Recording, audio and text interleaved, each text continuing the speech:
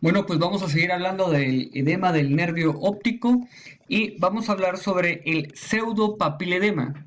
Es un tema sumamente importante y lo hemos dejado al final porque requiere de especial atención. ¿Qué es lo que ocurre con el pseudopapiledema? Pues es un nervio óptico que parece tener papiledema, pero no tiene papiledema. ¿Cómo así? Bueno, pues anatómicamente se ve como un papiledema, pero no lo es. No hay presión intracraneana elevada, sino que las fibras ópticas, las fibras del nervio óptico, tienen la apariencia de tener los nervios ópticos borrados.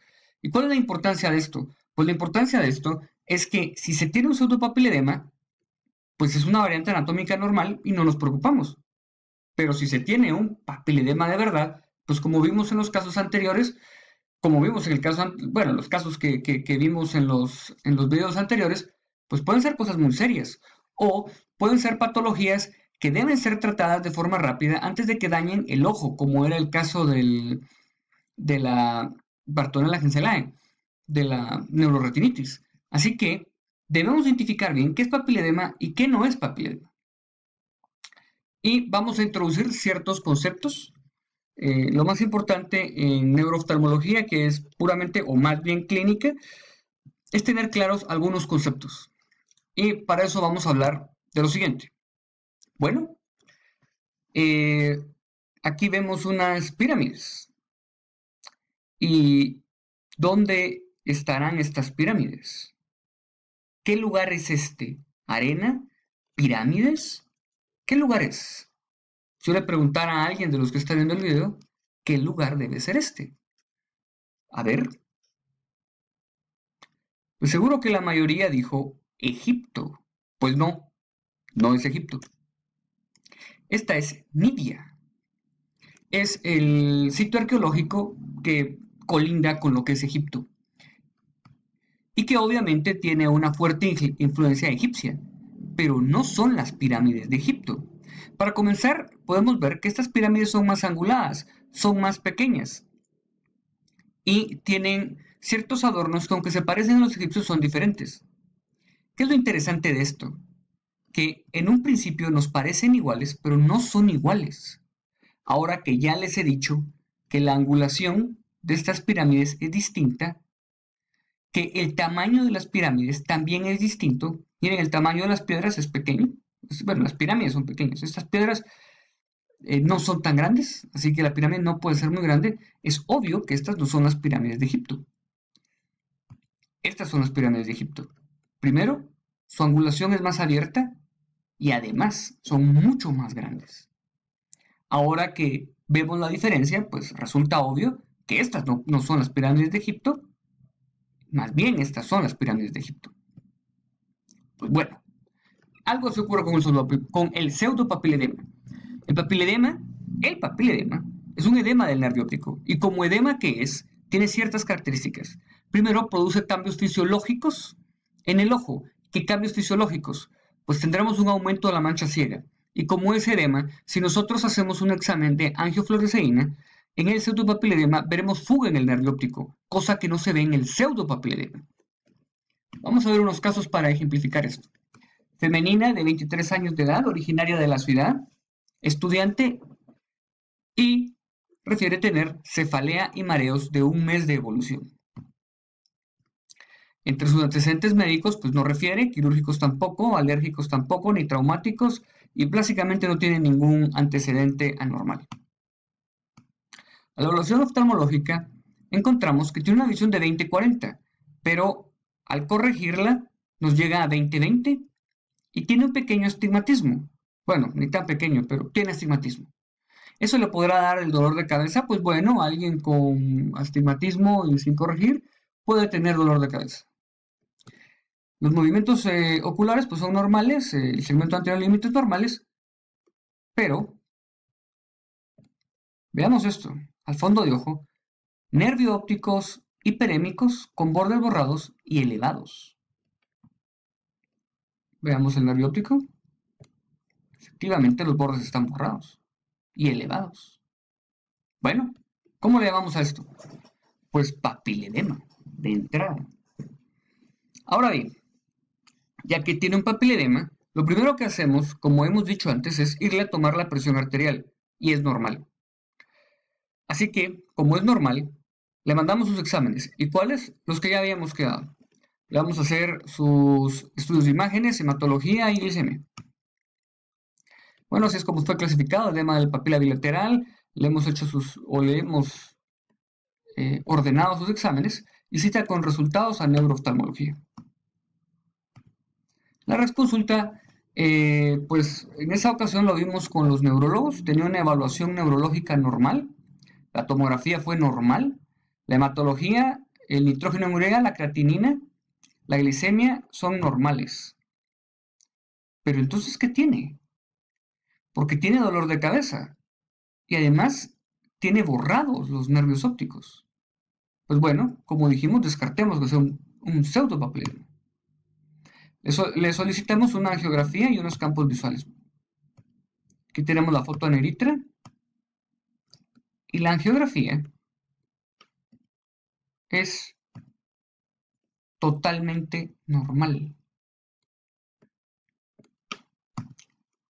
Los campos visuales, que esperaríamos ver algún signo de daño al nervio óptico como un aumento de la mancha ciega, es lo más característico, son totalmente normales. Entonces nuestro diagnóstico es que tiene un pseudopapiledema y un astigmatismo miópico, y ese debe ser el motivo de su dolor de cabeza. Y como es el motivo de su dolor de cabeza, pues le corregimos su refracción, la mandamos a su casa y vemos, ¿verdad? Hemos evidenciado que no tiene un papiledema de verdad. Ahora vamos a ver cómo se vería un edema de la papila que sí es papiledema en la AGF. Aquí tenemos un edema bastante clásico y vemos cómo fuga. En varias fases se ve distinto porque efectivamente fuga. Esta es la foto que vamos a poner más, nos vamos a quedar con esta foto que es la más simbólica. Está repetida, pero bueno, vemos cómo efectivamente tiene una fuga. Este es el mismo paciente y estos son sus campos visuales. Vemos un aumento de la mancha ciega o escotoma de Seidel. Este paciente que estamos presentando sí es un paciente con papiledema, sí tiene un edema del nervio óptico, en cuanto que el primero no. Ahora veamos otro caso. Femenino de 6 años de edad, originario de la ciudad, estudiante, que consulta por visión borrosa y desviación de ambos ojos, de 2 meses de evolución. No hay ningún antecedente que realmente sea importante, lo único es que sí tenía algo de broncoespasmo.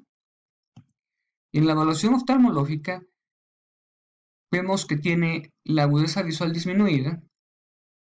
En su refracción vemos más 6.50 menos 3 en el ojo derecho y más 6 menos 2.50 en el ojo izquierdo. Una esotropia de 20 dioptrías. El resto dentro de límites normales, nervios ópticos borrados, temporal e inferior, y la mácula es normal. Vemos aquí se ve la esotropia, vemos que el reflejo no cae exactamente al medio de la pupila en ambos ojos. Y esta es su foto de fondo de ojo, donde se ve que el nervio está borrado. Pues bueno, nuestro diagnóstico es edema de la papila bilateral, TAC y cita con resultados. En el seguimiento, nuevamente consultamos con nuestros amigos los neurólogos, que con el grupo de neurólogos del Dr. Henry Stokes, la evaluación neurológica fue normal y no hay alteraciones neurológicas. Entonces, ¿cómo es posible? ¿Y el nervio óptico? ¿Y el dolor de cabeza? Pero aquí tenemos un grado mayor de dificultad, y es que no podemos hacerle con facilidad a este niño una AGF y unos campos visuales. Entonces, ¿qué hacemos? Bueno, pues revisamos más la historia. Bueno, primero veamos los estudios de imágenes. Los estudios de imágenes son normales. Resonancia magnética cerebral y órbita normal, torsi normal, hematología con BS normal, En esa ocasión también nos ayudaron los neurólogos con unos potenciales abocados de tallo cerebral que eran normales.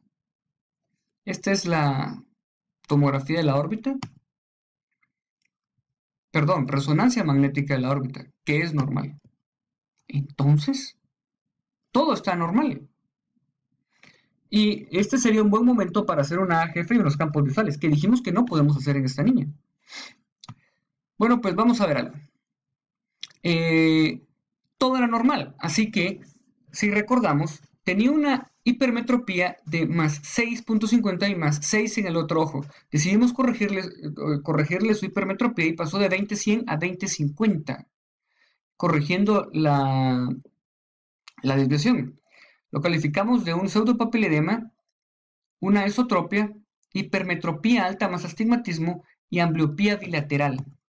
Esta es la niña con sus lentes, que podemos ver que ya no tiene la esotropia, y la clasificamos de pseudopapiledema. En este caso fue diferente al otro porque nos tuvimos que basar en otros datos y la explicación tenía que ver con asuntos puramente refractivos. Difícilmente un neurólogo va a llegar a esa conclusión. Y nosotros como oftalmólogos, pues tampoco podemos hacer una evaluación neurológica completa. Este caso evidencia la importancia de las evaluaciones multidisciplinarias para conseguir un buen resultado diagnóstico.